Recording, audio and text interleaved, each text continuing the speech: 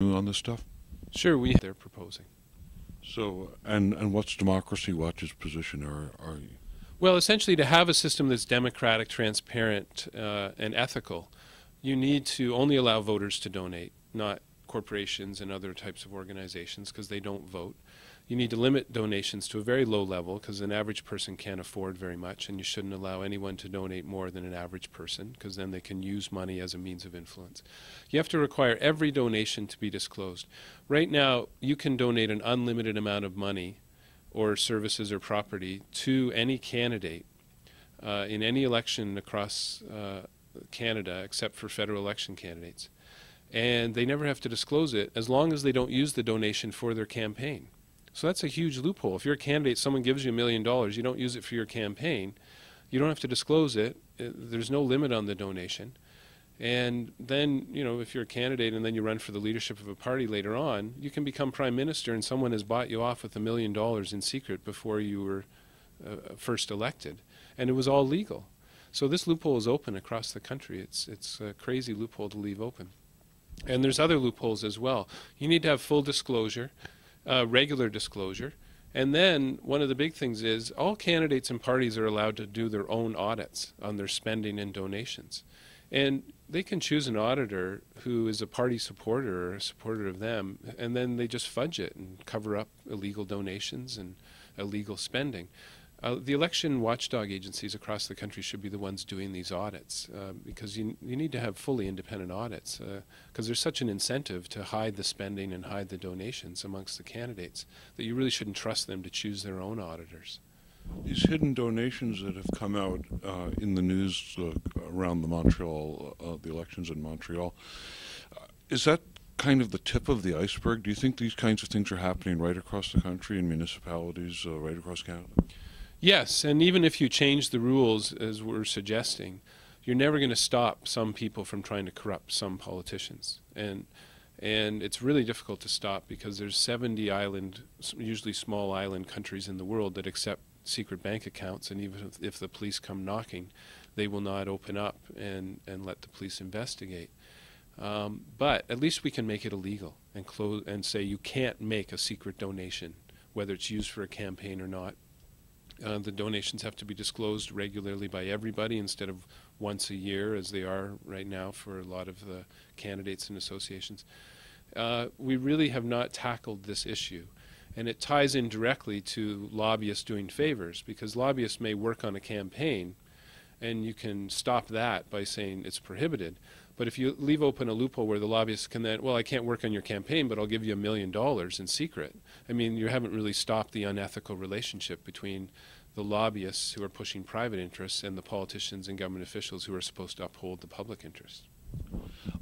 On a related but quite tangential matter, the subject of potential lobbying came up in the House of Commons yesterday when NDP leader Jack Layton suggested that there might be a relationship between corporate lobbying and the problem and the whole H1N1 vaccination program. Do you have any comment on that or any information you might be able to add to that?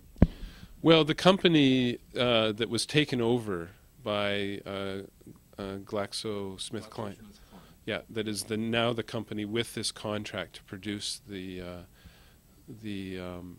flu treatment, the vaccination. They bought another company that had won this contract now 10, 11 years ago. And that company had made a donation of more than $50,000 to the Liberals at the time. And it's a very questionable contract because they were paid money every year whether they produced vaccination or not. In other words, if there was or was not a pandemic of flu. And then paid even more if they actually have to produce the vaccine.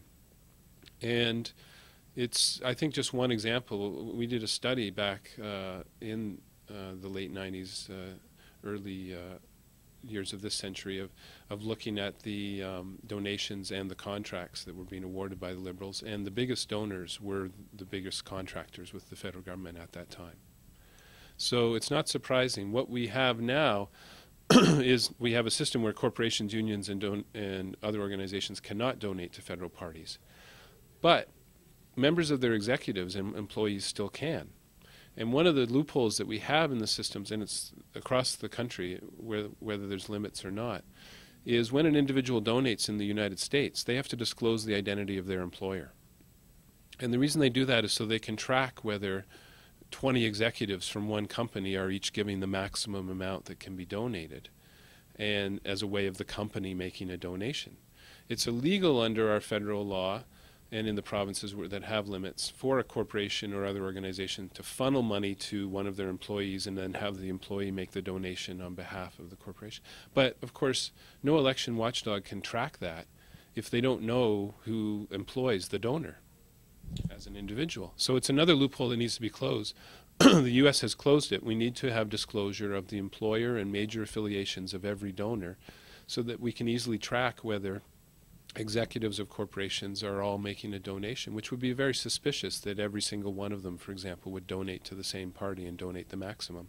That would raise a lot of suspicions that maybe the company's giving them the money to donate on the company's behalf. I see.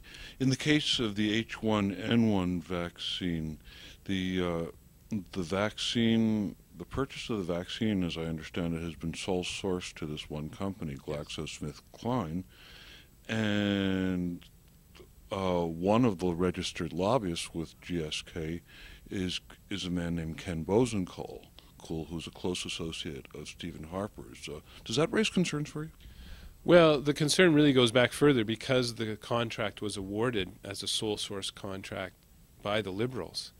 So GlaxoSmithKline has just inherited this contract.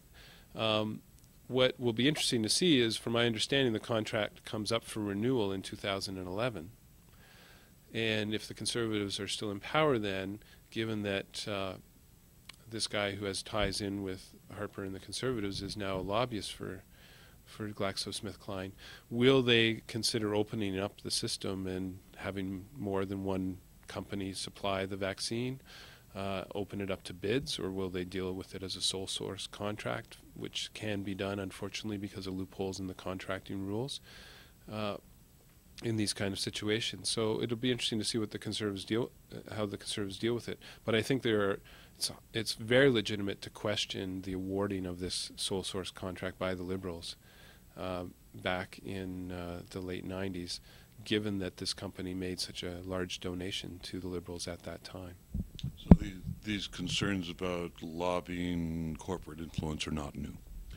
No, indeed. The sayings are money talks, and he who pays the piper calls the tune, and they're very old sayings for a reason, because money's always talked in any government system, and those with money have to be restricted from using money as a means of influence, or you do not have a democracy, simply because they will buy their influence and buy the decisions they want, and that's, of course, not a democratic way of making decisions. And so it's very difficult to solve, again, because secret banking exists worldwide, and if a politician or government official wants to take a secret donation, it can be wired to the Cayman Islands, and they will not open up the accounts if the police come knocking, even if there's some report that the money was transferred here in Canada.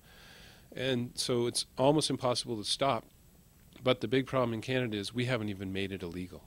It's actually legal to make these kind of donations to certain types of political candidates.